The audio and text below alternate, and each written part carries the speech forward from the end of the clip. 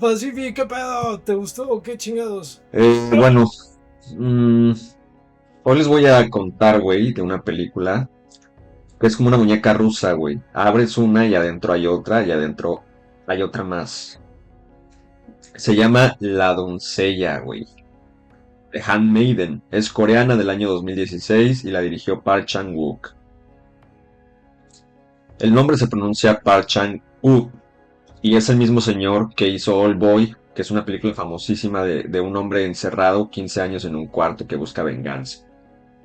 Les aviso desde ya que pues hay muchos giros, entonces pongan mucha atención, porque está un poco confuso. Eh, La película, más o menos como para ubicarnos, ¿no? El contexto. La película se llama en coreano Agassi, que quiere decir señorita. En inglés le pusieron The Handmaiden, que quiere decir la criada, y en español la conocemos como la doncella. Los tres títulos son importantes porque la historia es justamente el pulso entre una señorita rica y su criada. Está basada en una novela inglesa que se llama Fingersmith, de la escritora Sarah Waters. La novela pasa en la Inglaterra del siglo XIX. Park Chan-wook la agarró y la mudó del continente. La puso en Corea en los años 30, cuando Corea era una colonia de Japón.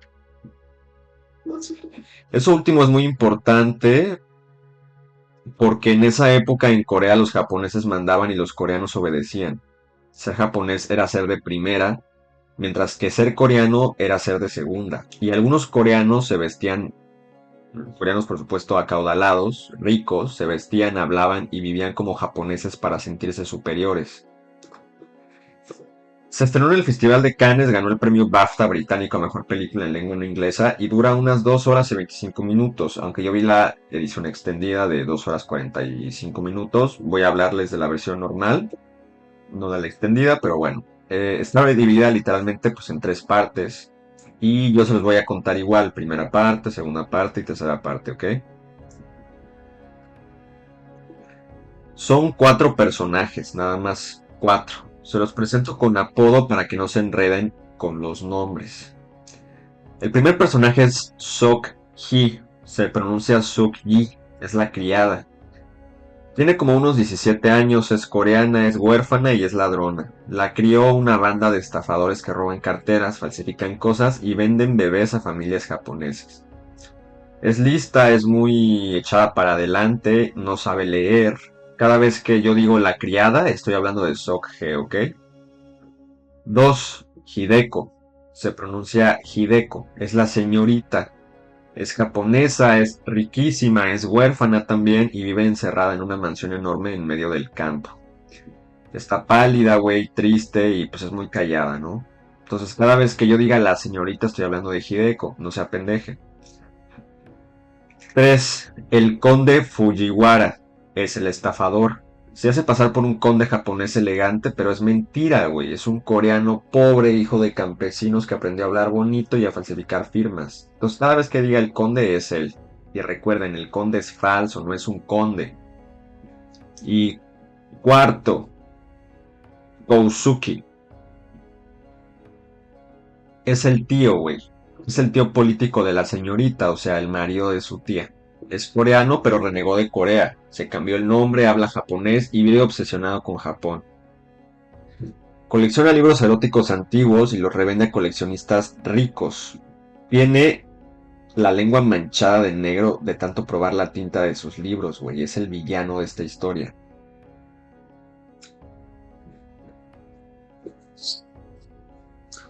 La primera parte de la película nos la cuenta la criada. Todo lo vemos por sus ojos. Empieza así. El conde falso llega a la casa donde vive la banda de ladrones y les propone un negocio. Dice que conoce a una heredera japonesa, la señorita Hideko, que vive aislada en una mansión con su tío, y que esa muchacha va a heredar una fortuna gigantesca, güey. El plan del conde tiene tres pasos y son fáciles de seguir. Paso uno: meter a Sok Hee, la criada, dentro de la mansión como sirvienta personal de la señorita. Paso 2: que la criada le llene la cabeza a la señorita día y noche, hablándole maravillas del conde hasta que la señorita se enamore y se escape con él. Paso 3: una vez casados, el conde se queda con la fortuna, encierra a la señorita en un manicomio, diciendo que está loca y la criada le da una tajada de dinero. La criada pues acepta y aquí conviene que se queden con esto. La criada entra a esa casa a traicionar a la señorita, ese es su trabajo. Llega a la mansión y la casa pues es muy rara, güey. Mitad japonesa, mitad occidental, porque el tío la construyó así de puro pinche capricho. En el jardín hay un cerezo enorme y le cuentan que de ese árbol se colgó la tía de la señorita, que se mató, se desvivió y que la señorita ha vivido con esa historia encima toda la vida.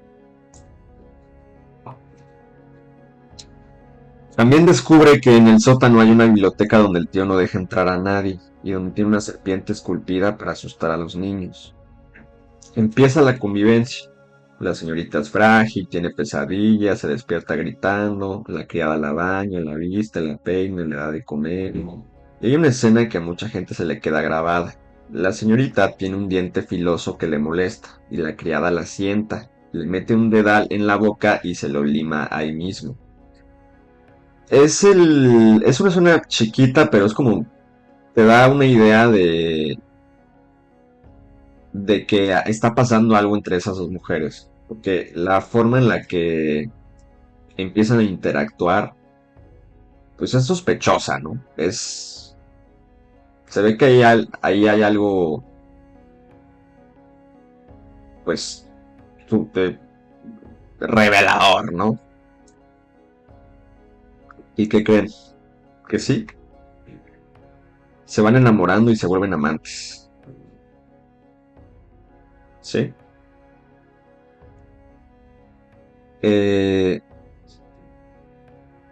lo interesante es cómo lo justifica la criada. Le dice a la señorita que es un ensayo, una práctica, para que sepa qué hacer en su noche de bodas con el conde. Se engaña a sí misma, güey. Está enamorada y al mismo tiempo sigue empujando a la mujer que quiere hacia los brazos de otro. Y el plan pues funciona. La señorita acepta escaparse. Se van los tres de la mansión, la señorita se casa con el conde en Japón y en la noche de bodas no pasa nada. El conde no la toca. Duermen separados. Días después llegan los médicos del manicomio y aquí viene el primer golpe de la película. Los médicos entran, señalan a una mujer y dicen, esa es la señora Hideko, la enferma. Y están señalando a la criada. Se la llevan a rastras gritando, yo soy la criada, yo soy la sirvienta. Y nadie le cree, porque en los papeles ella es la esposa del conde. Y mientras se la llevan, ve a la señorita del otro lado del brazo del conde mirándola sin decir una sola palabra. Fin de la primera parte, la criada fue estafada por los dos, por el conde y por la señorita.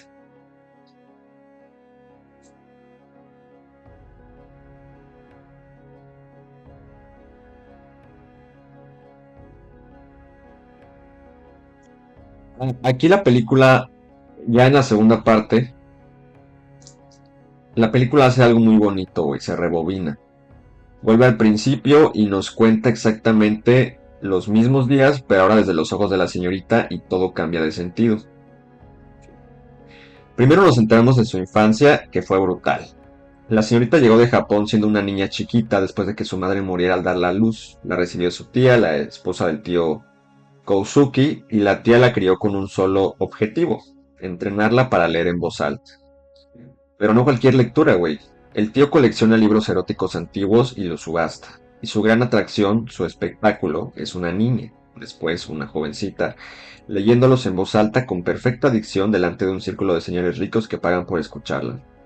Ese es el negocio familiar. Esa fue su infancia. Castigos, encierro y aprender a recitar cosas que no debería de estar leyendo para un público de hombres viejos. Muy turbio, güey. Es una película muy turbia que expone situaciones muy turbias, muy perturbadoras. La tía, la que la entrenó, terminó colgándose del cerezo del jardín y el tío le enseñó ese árbol a la niña como advertencia. Pórtate bien o terminas igual. Y hay algo peor, güey. El tío no piensa dejarla ir. Piensa casarse él mismo con ella cuando cumpla la edad para quedarse con la herencia. Ahora sí, vamos con el giro grande. Resulta que el conde falso ya había entrado a esa casa antes, contratada por el tío para falsificar unos libros, y ahí, a solas, le hizo una propuesta a la señorita. Le dijo, más o menos, yo la saco de aquí. Nos casamos de mentiras, usted se queda con la mitad del dinero, yo con la otra mitad, pero para que el tío no la persiga necesitamos que alguien ocupe su lugar en el manicomio. Yo le consigo una muchacha tonta, una ladronzuela pobre que nadie va a extrañar, la disfrazamos de usted y la dejamos encerrada. Y la señorita dijo que sí, güey, la cabrona. O sea, la señorita sabía desde antes de conocerla que a la criada la iban a encerrar de por vida. Estaba de acuerdo con eso. La conoció sabiendo que la iba a sacrificar. Y aquí está el corazón de la película, güey. Las dos entraron a esta historia para traicionarse mutuamente y ninguna de los dos lo sabía de la otra. Pero pasó lo que no estaba en el plan de nadie. Se enamoraron de verdad, güey.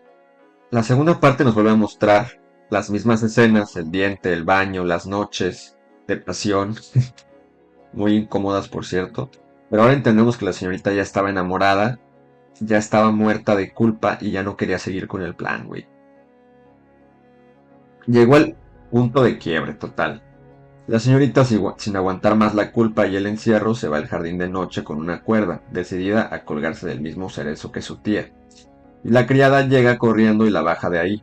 Y entonces la señorita le confiesa todo. Le cuenta el plan, le cuenta que la iban a encerrar, le cuenta quién es realmente el conde. La criada obviamente se derrumba, porque al mismo tiempo tiene que confesar que ella también llegó a esa casa a estafarla. Y ahí las dos, con todas las cartas sobre la mesa, toman una decisión. Dejan de estafarse la una a la otra y se ponen de acuerdo para estafar al conde.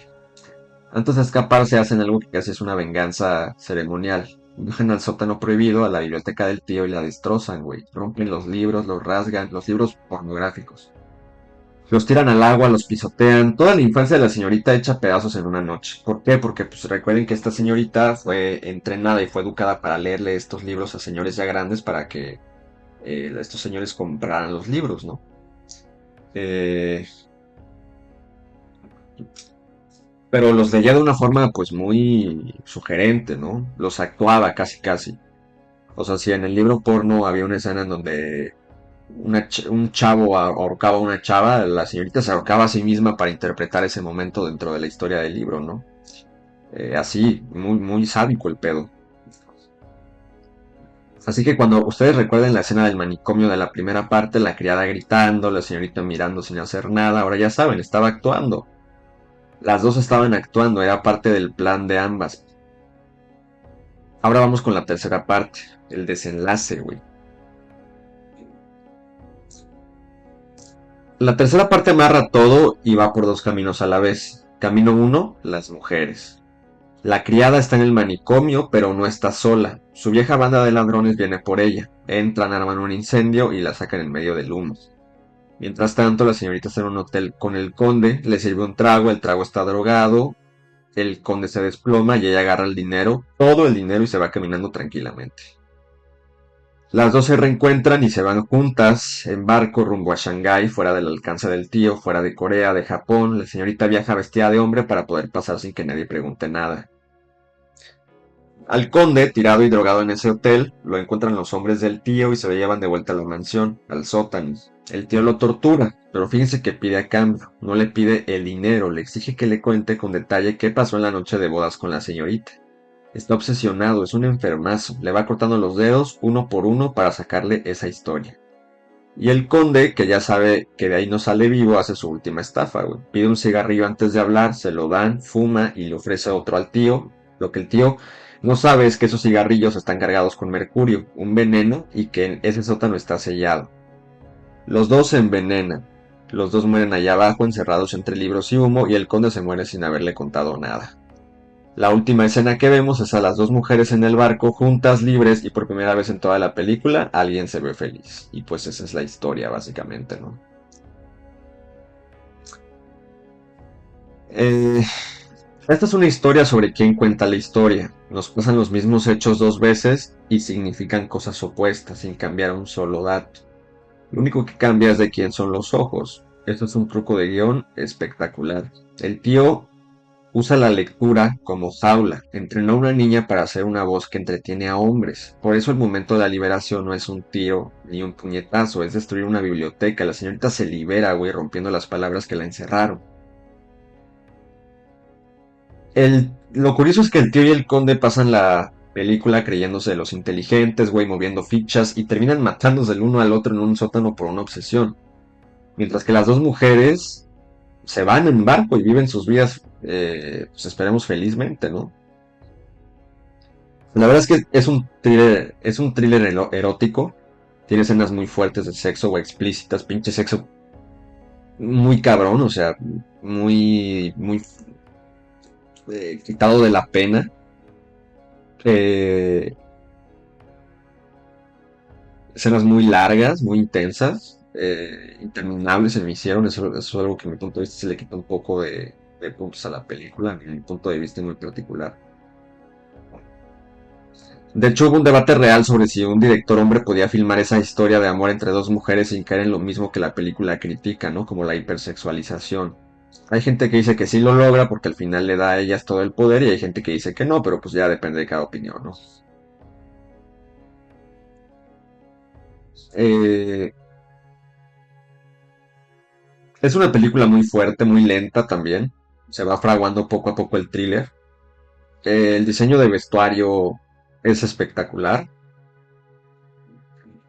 Yo creo que debe de ser las de las películas más caras en la historia de Corea, porque sí se nota que hay un trabajo artesanal en los escenarios, en las locaciones, en, en el apartado artístico, ¿no?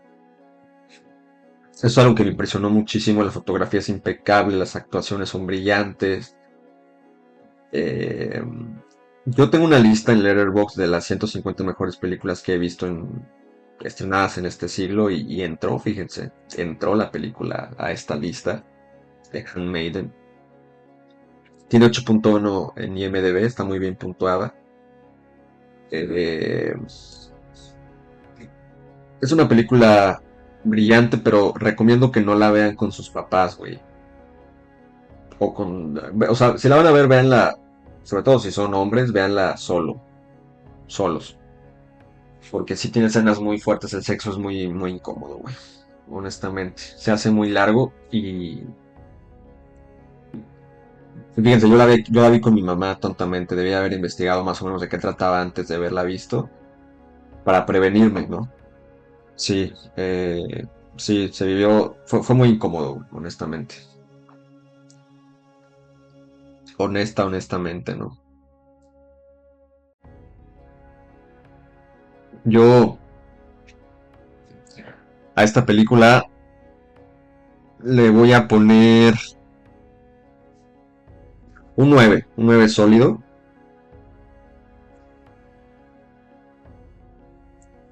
Eh, Esta película en el Festival de Cine de Cannes de 2016 recibió una gran ovación y pues como les comenté, aclamación universal. En Metacritic tiene una puntuación de promedio ponderada de 84 de 100 basada en 40 críticas. The Economist describió la película como una obra maestra. Benjamin Lee de The Guardian, un crítico muy importante, lo clasificó con 4 de 5 estrellas y lo describió como un thriller enormemente entretenido. Eh, Fíjense, Laura Miller, que es una crítica cinematográfica, a raíz de estos comentarios que les hice saber, en donde yo comento que no me gustaron mucho las escenas de sexo, hay una crítica, Laura Miller, que describió las escenas como decepcionantemente repetitivas y presentando clichés visuales del lesbianismo pornográfico. Sin embargo, Gia Tolentino de The New Yorker dijo que las mujeres saben cómo son. Parece que se están comportando conscientemente la una por la otra. Y Park es hábil para extraer la sensación de particular libertad que se puede encontrar al representar un cliché sexual. La verdad es que ya dependerá de cada quien eh, el momento de ver la película. Pero yo sí creo que a gran parte de la población, sobre todo los que son no comprenden un público como más de apreciación por el cine de arte, sí les puede llegar a incomodar, a molestar un poco, ¿no? Esta situación que creo que es de las cosas más criticables de la película, en mi punto de vista. Y bueno, mi parte ha sido todo. Muchas gracias.